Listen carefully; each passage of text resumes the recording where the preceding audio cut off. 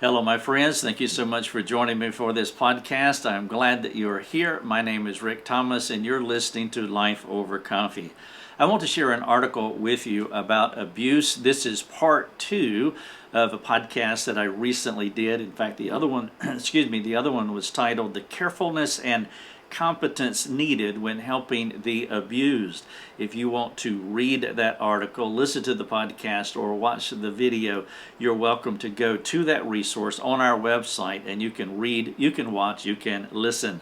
Of course, you can do the same with this. This is part two, and so what I want to do in this particular article is I want to move the counseling along. In the first article that I shared with you, I really talked about going slow and listening to the individual and being compassionate and understanding that this is a vulnerable, broken soul, and so you don't want to move too quickly. However, we need to move along eventually, and so this is part two. I mentioned also in the previous one that there's no way that you can talk all things abuse in one article or even in one book, and so that's why I've written another article here. You are more than welcome to read this article. You can read, watch, or listen, and that would be fantastic if you can do that. The title of this article is "Practically Navigating the Contours to Help an Abuse Victim." Let me share it with you now.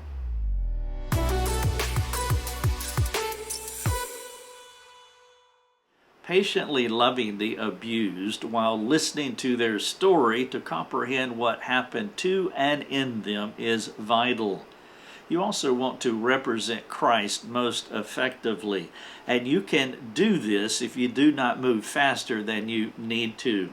One of the things that happens in a counseling construct is that sometimes we can feel like we're speeding up the process because counseling theoretically is thought about as having a start date and an end date, having a season of counseling. And when you're dealing with someone who has been abused, you want to knock that end date out because you want to counsel them indefinitely, however long it takes. And so you can represent Jesus most effectively if you slow the process down. There's no way of cookie cuttering this or codifying this because every situation is going to be different, and so there is no time limit that you can just fix on and say this is how long it should take because everybody is different. But you do want them to experience restorative care, meaning you do want to move them along. You just can't sit and listen forever and not ask them to do things.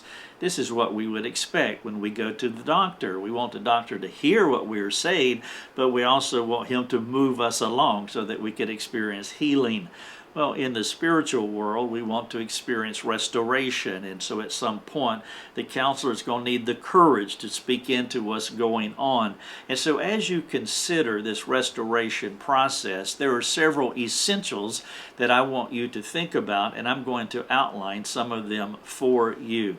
Now again, you don't want to refrain from helping the abused to get to a better place, but you must do it patiently and compassionately. And so as you progress to this stage in your care where you're trying to get them to do things and to move along, you want to continually saturate your truth speaking with affirmation, encouraging the individual. Let's call her Mabel, and the victim of abuse. Now, there is a delicate tension with Mabel, and you will not be able to navigate this flawlessly. And I think that needs to be said as well. You don't want to put undue pressure on yourself. Of course, you don't want to be sloppy, but we also have to recognize that we will not do this perfectly. And then you want to prepare yourself for some tough, delicate, notice the tension there, tough, delicate conversations. You see, not speaking challenging truths intended to restore Mabel, that would not be love. But speaking those truths without compassion, well, that will complicate her soul. And so you want to be careful with these tough, delicate tensions that you have going on. One of the things that she needs to experience from you is your loving strength. because your care is strong, you can't help but speak the truth to her. Now, this is a tension for the skilled counsel, Lord, not for the novice. And at some level of her soul, she will respect your careful courage. There is a similarity here between how parents shepherd their children. Kids have more respect for parents who speak the truth in love than those parents who are afraid to show courage because of the potential rejection. They disrespect the equivocating parent. And so while you digest Mabel's abuse, you want to discern what she is communicating about her heart. Now, part of this process is you're listening to her. You're going to hear what she's telling you, and you're going to hear what she is not saying, things that she might not even know about her inner thought life, but that is where you come in, and so you want to listen at both of these levels. Now, this component of discipleship is key as you help her.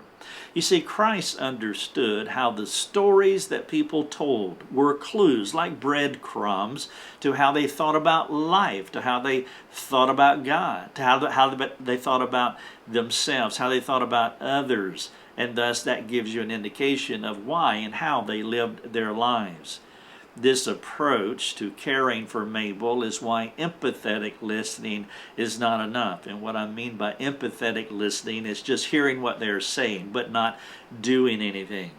It would be best if you had biblical listening too. And there is a courageous element to this kind of listening because you do want to speak that truth with love. And so this kind of courageous listening will lead you from what has happened to her in her external world, the abuse that she's going to tell you about, to how it has affected Mabel's inner world at the soul level.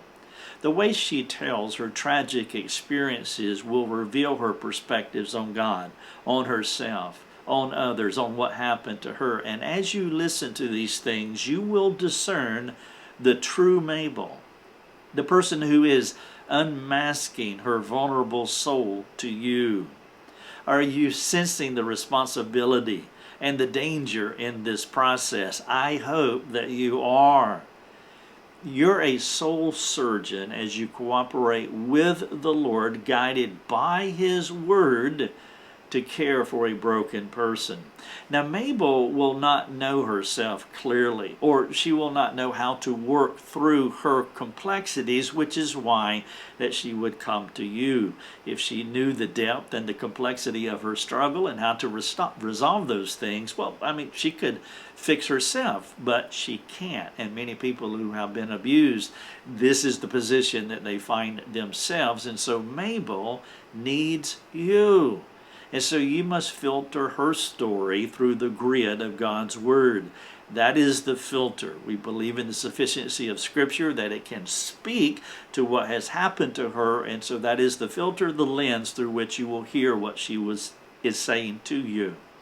And she will feel your care as you listen to her telling her story from the upper level, what went on, the actual abuse, on down to the deeper heart level, and she will receive your care as you rightly interpret her story as part of God's story and what His intentions are for her life. And you want to eventually get her there because God is with her. God, we're assuming Mabel's a Christian.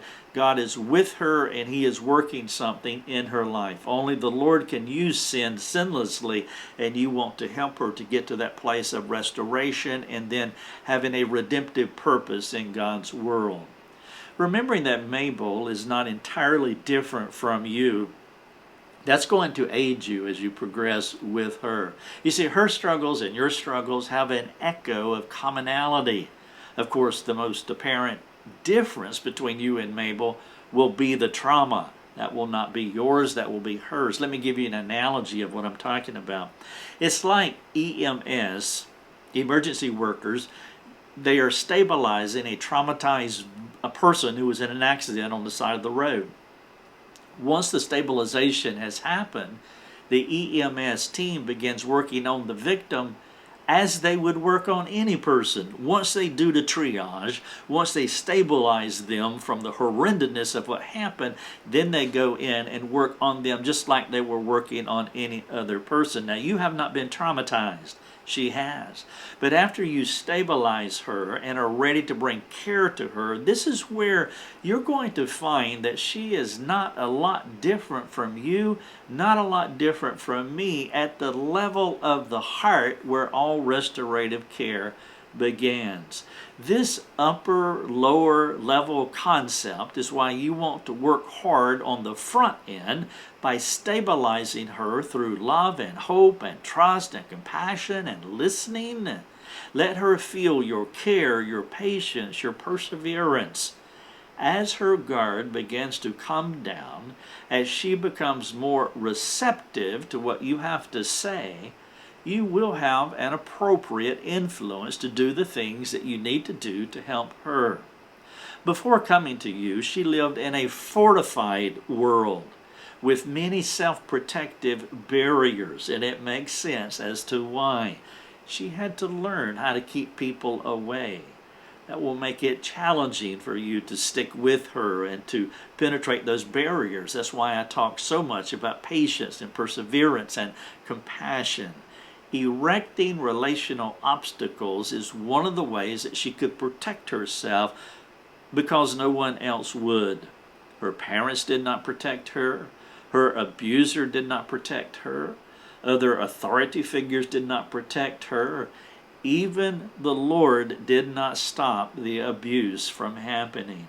When you see Mabel's abuse through her eyes, those four realities about her parents, her abuser, authority figures, and yes, even the Lord, when you see it through her eyes, then you see the hopelessness of it, which would motivate anybody to double down from letting anyone inside their fortified life.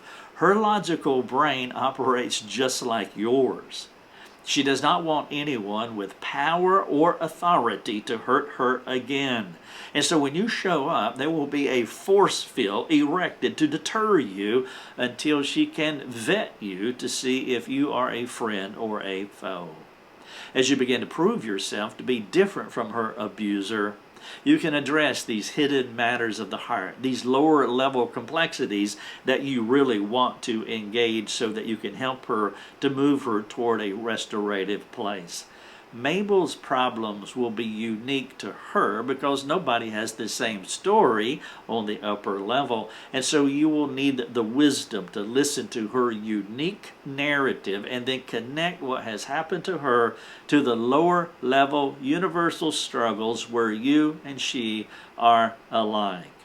This point here that I'm making is crucial because many counselors do not understand the dissimilar-similar complex. We're all different on the outside. All of our stories are different. What has happened to us, the things that we have done. But we very much mirror each other on the inside, lower level, at the heart level. Please permit me to give you a few common problems that you will begin to discern as you listen to her story. I want to share 4 common things that relate to you, me, and Mabel. And as you listen to her unique story on the upper level, you will hear some of these lower level things, 4 of them that I want to present to you. The first one is unbelief. Trusting God is at the top of our common to man problems list. There is always a functional gap between how we live our lives every day and how we could live our lives for the Lord. What I'm saying here is that we have yet to reach perfect sanctification. We're not perfect yet. And so there is a gap between how we live functionally and how God wants us to live, meaning that there's areas where we are not trusting the Lord. Imagine having someone abuse you and how it shatters your trust, even in God. Many abuse victims have asked me not to use the word Father, capital F, Father as in God the Father, when talking to them. For most of them, it was their fathers abusing them. You want to help Mabel to re-believe in God again, to help her fortify a faith that someone else shattered. I mentioned earlier that you must address the "where was God when this happened to me" question. Why didn't he rescue me? How does he view me? Does he even care? Why doesn't he change me? These are all trust God, unbelief questions. Now again, we have those same tensions in our hearts. So don't avoid the God questions, because they will have the most significant impact on her restoration.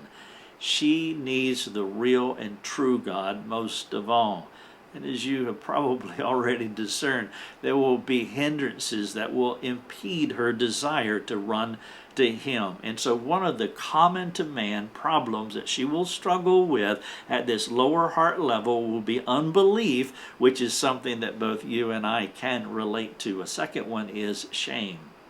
A significant anchor point will be her engagement with shame. She has experienced the deepest defrauding of her soul. In the previous article that I did, I called it the double damaged effect. She was born in Adam, making her defiled and broken, just like you, just like me. That's how we all come into the world. And so we're broken that way. Doctrinally, this is called total depravity. No need to say this to her. I'm not suggesting that you tell her this. She already has a high awareness that there is something wrong with her. She doesn't need your reminder about her Adamicness, her total depravity. Mabel has an acute experience of this double whammy. Broken and pummeled by Adam, like you and me, and then broken and pummeled by an abuser, which may be unlike you, definitely unlike me. Biblical shame is a crippler. And when someone compounds an already complicated problem, you will need much patience and grace to walk them through it. And so there will be a struggle with unbelief, a struggle with shame. Number 3, a struggle with guilt. Shame and guilt are not the same, though they connect to each other. Mabel's guilty feelings will be all over the map. And there will be genuine guilt, and there will be false guilt. Now, when I say false guilt, I don't mean that she cannot sense it. I'm saying that God is not the one initiating a sense of guilt. That's what I mean by false guilt. Let me give you some illustrations of what I mean by guilt. I'll give you 3. 1, she is guilty before God like the rest of us. I was talking about that earlier. But this guilt has nothing to do with what happened to her. I'm talking about Adamic fallenness exclusively. There can be a conflation about who she is in Adam and what someone did to her, and you have to be aware of that. She can conflate those two things, and so you want to help her distinguish inherent Adamness from the violence that her abuser did to her. And that's this false guilt, true guilt complex I was talking about. A second illustration, Mabel may blame herself for what happened to her. That's not unusual, and that's where you want to walk her out of that. You want to help her to get untangled from that, because it was not her fault. But it is common for victims to do this. Maybe her abuser accused her. That happens a lot. Perhaps she told someone, like say a pastor, and they did not believe her, or told her father maybe, and they blamed her for what happened. Mabel will be vulnerable to gaslighting. And so you want to be in tune with this so you don't do as others might have done, while teasing out this self-condemnation that could be resident in her. And so there's this conflation of what is true and false.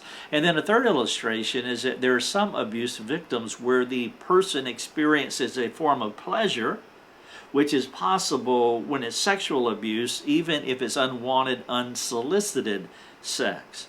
Though what happened to her was violence, was abuse, was insanity, was defrauding, be aware of the possibility of this complex dynamic which will convolute her thinking. And so guilt will be in play at this lower level, and you want to listen to that and tease out what is true and false. And so there is unbelief, there is shame and guilt. When she's ready, she will need to correct any wrong thinking. but recognize that you might lay down more guilt, which is why I have used the analogy before of the person with the world's worst sunburn.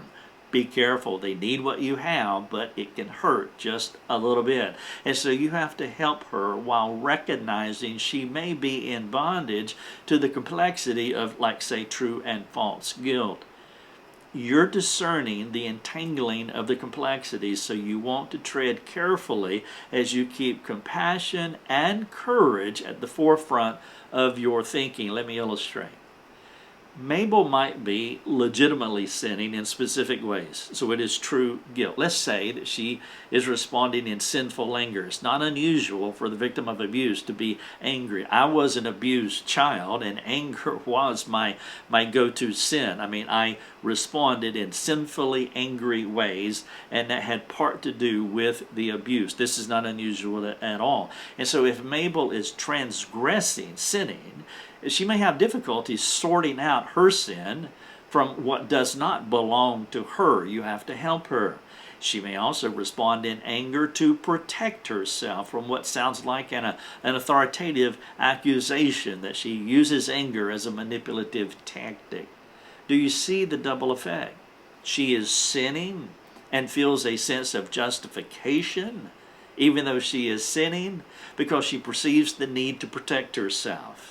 It could sound like this: I may be sinning, and it may be wrong, but I have to do this because I have to protect myself. That is a guilt conundrum. And so you don't want to be intimidated by this. You don't want to be afraid of being canceled. And again, her problems are no different from yours, though her difficulties are exponentially more acute than yours. And so if you know how to counsel yourself through unbelief, through shame, through guilt, then you will be able to bring help to her. If you do not know how to counsel yourself through these patterns of unbelief, shame, guilt, well, then you're not going to be able to bring any kind of adequate care to her. And if this is the case, then I would appeal to you to find help for yourself as a matter of first importance. I have an article on our website that's titled something like Why Biblical Counselors Should Not Do Abuse Cases, because they may be certified, but they are not qualified. And so as you think through these complexities, there is a skill involved, there is experience, maturity involved, that you've been doing this for a long time, because there are things that you need to discern that will not just be evident to the natural eye. And so some of the universal problems that you will hear on this lower level are struggles with unbelief, shame, and guilt. And then the fourth one is fear. This component, when considering our universal assumptions that you can make about anybody, we all struggle with these things. This fourth one is that Mabel is just afraid. It is obvious. Everything I've said thus far has a fear component to it. Think through some of what her fears could be. What do you think she might be afraid of as a victim of abuse? I want to share a few thoughts with you, and as you consider them, also factor in her level of Christian maturity before the abuse happened. And I'm saying this because who she was before the abuse happened will affect the breadth and depth of her fears at this point in her life. If I were abused as a mature Christian, well, that's going to be far different than being abused as an immature Christian. I'm not saying that Mabel is immature, but you want to factor in how these fears, where she's at today in her fears, well, it will have something to do with her maturity before she was ever abused. But here's a partial listing of some of the things that she will be afraid of. Afraid of God, as I've already mentioned. She's afraid of authority figures, obviously. She's afraid of herself. She doesn't trust herself.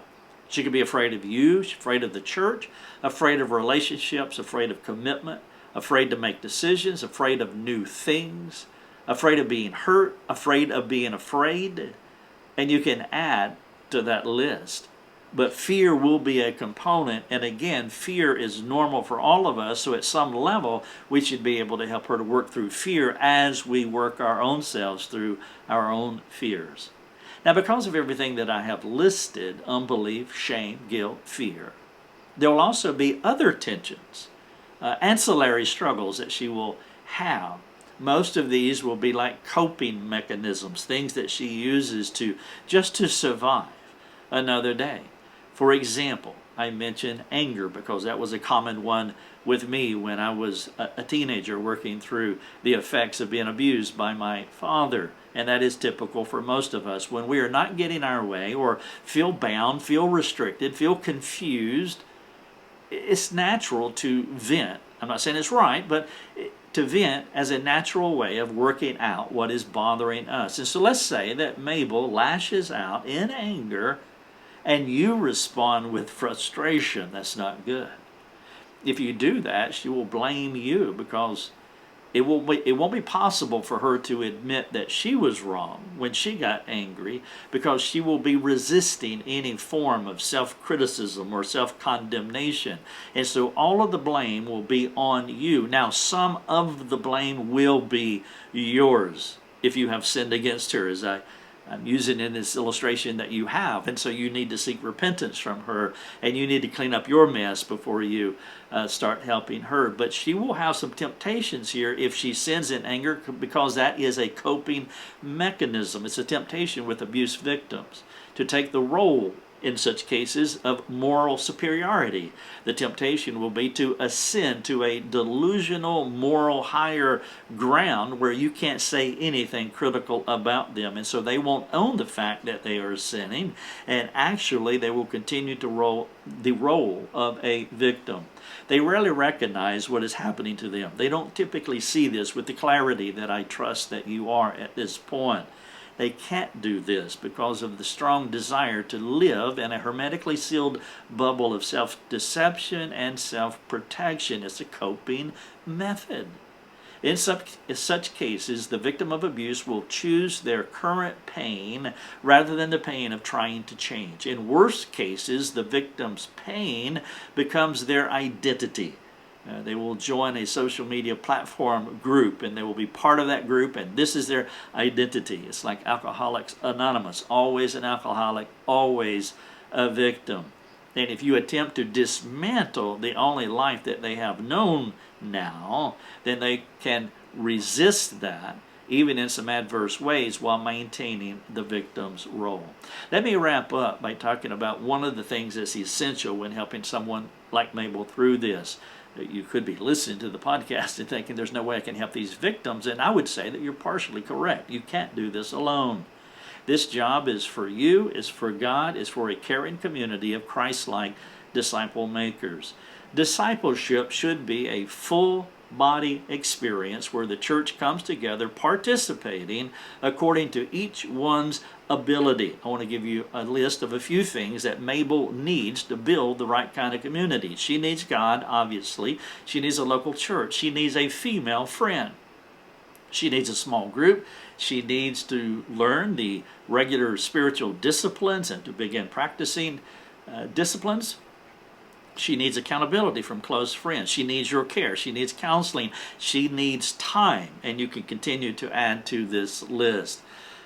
I will probably say this to my dying day, but counseling is not the best option for progressive sanctification. A God-centered local church is the best option for you, for Mabel, for me. Counseling can be an excellent means of grace in any person's life, like temporary triage, but it is not the only means of grace. I have seen the best sanctification results in a person's life when they come to counseling while actively engaging their local church. And I do understand that it might be difficult to find a good local church, even here in the United States.